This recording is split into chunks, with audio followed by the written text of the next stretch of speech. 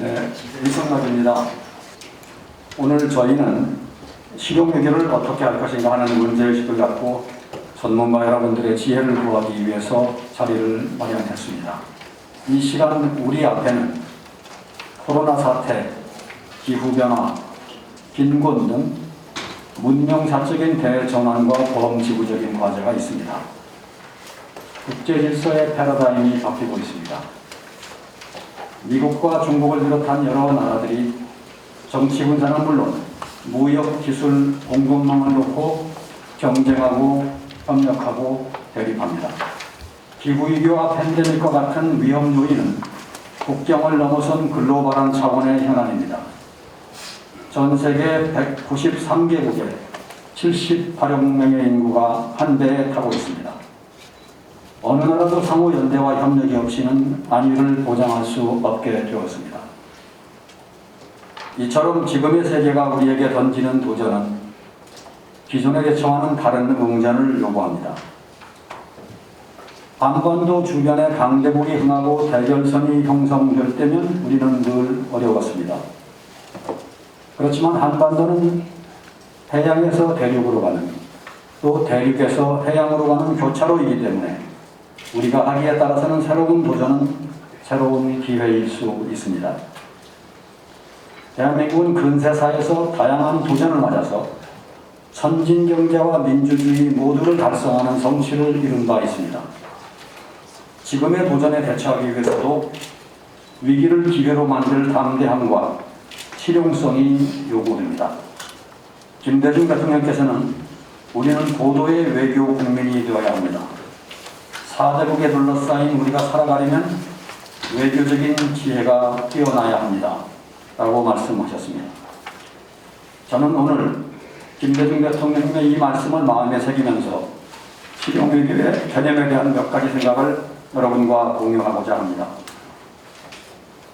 첫째로, 실용외교는 국제현실과 현상에 기초하여 국익을 추구하는 것으로 정의할 수 있겠습니다. 실용외교를 통하여 국격에 맞는 선진외교를 선보일 수 있을 것입니다. 우리의 국력은 G7과 유사한 반열입니다. 경제 규모로 치면 10번째입니다. 그렇지만 외교 역량은 아직 세계 10위권에 있다고 생각되지 않습니다. 우리의 경제력에 걸맞은 외교력을 발휘할 때가 왔습니다. 한국이 전후 70년간 피땀 흘려 이룬 민주화와 경제발전의 가치를 반영한 정체성 있는 외교가 필요합니다. 전후 단기간의 경이로운 경제발전과 민주화를 이룬 경험을 바탕으로 개발협력 지원은 물론 세계적, 인류적 과제를 해결하는 데도 적극 기여를 해야 하겠습니다. 2030 젊은 세대들이 글로벌 무대에서 마음껏 창의와 실력을 발휘할 수 있는 외교 환경을 만들어 주어야 합니다. K컬처를 비롯한 우리의 소프트 파워를 활용해서 많은 국민이 함께 참여하는 한국형 공공외교가 요구된다고 하겠습니다. 이러한 선진 외교를 하는 데는 외교 개혁이 수반됩니다.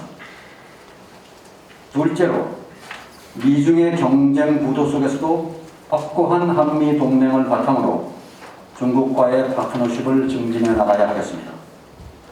우리의 경제력, 군사력, 소프트 파워의 선진 외교력을 변해서 우리가 중심을 갖고 대미 대중 외교를 전개해 나가야 할 것입니다. 미국은 우리의 혈맥입니다. 유일한 동맹입니다. 대한민국은 미국의 지원에 힘입어 선진 민주주의와 선진 경제로 성장했습니다. 앞으로도 한미 관계는 안보와 번영의 기본 축입니다. 문재인 대통령과 미국의 바이든 대통령은 지난 5월 외교, 군사, 경제, 문화, 공급망, 사이버, 우주, 기술 협력 등 광범위하고 포괄적인 동맹의 비전을 담은 공동성명을 발표했습니다. 이 합의는 한미 관계의 좋은 도약대입니다. 이에 실현에 힘을 기울여야 할 것입니다. 대한민국에게는 인접국이자 경제적으로 민접하고 한반도의 평화와 안정에 영향을 미치는 중국과의 건실한 협력 관계가 중요합니다. 한미동맹을 고도화하고 발전시키면서 중국과의 전략적 협력 동반자 관계도 심화시키는 것이 외교의 지혜입니다. 그것이 우리가 용성하는 길입니다. 셋째로, 한반도의 비핵 평화의 실질적인 진전은 한시도 미뤄서는 안 되는 과제입니다. 북한의 핵과 미사일 문제는 우리는 물론 지역과 범세계적 차원의 안보 현안입니다. 열린 마음으로 일본 지도자들을 만나서 격의 없이 협의해야 합니다. 김대중 오부치 정신을 오늘에 다시 살려야 할 것입니다. 셋째로, 보건방역, 기후환경, 첨단기술 등도 안보 이슈가 되고 있습니다.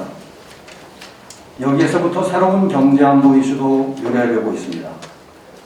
이런 신흥 이슈에 대해서도 적극 대처해야 합니다. 이를 위해서 필요한 조직과 제도도 정비되어야 할 것입니다. 보건과 기후환경은 국제적인 협력을 도출할 좋은 소재이기도 합니다. 꽉 막힌 남북관계에다가 미중 경쟁이 격화되고 있지만 새로운 연성안보 소재를 활용해서 국제협력과 연대를 주도할 수 있습니다. 다섯째로, 전 세계 약 750만 명의 재외동포는 대한민국 발전의 큰 자산이자 우리와 세계를 이어주는 소중한 교량입니다. 재외동포 여러분들의 안녕과 번영을 위해서 국가에 맡겨진 소임을 다해야 할 것입니다. 마지막으로, 외교안보만큼은 정파를 넘어서 국익의 관점에서 대해야 한다는 말씀을 드리고 싶습니다. 정파 간에 굳이 대척점에 설 필요는 없다고 봅니다. 최대한 초당적으로 접근해야겠습니다. 외교안보는 실용의 공공재여야 합니다. 일찍이 노태우 대통령은 여야 진보 보수의 의견을 수렴하여 지속가능한 통일 방안을 만들었습니다. 김대중 대통령은 한미동맹을 잘 활용하여 동맹과 대북 포용을 동시에 가져가는 창의와 용기를 실행했습니다. 노무현 대통령은 한미 FTA와 이라크 파병이라는 실용의 면모를 보여주었습니다. 앞선 정부의 좋은 유산은 받아들이겠습니다. 그렇지만 잘못된 것은 주저앉지 않고 개혁해 나가야 할 것입니다. 모쪼록 오늘 이 자리에서 한국 외교의 올바른 좌표를 설정하고 실용 외교의 그릇에 창의적인 내용을 담을 수 있는 생산적인 논의가 있기를 기대하고 소망합니다. 감사합니다.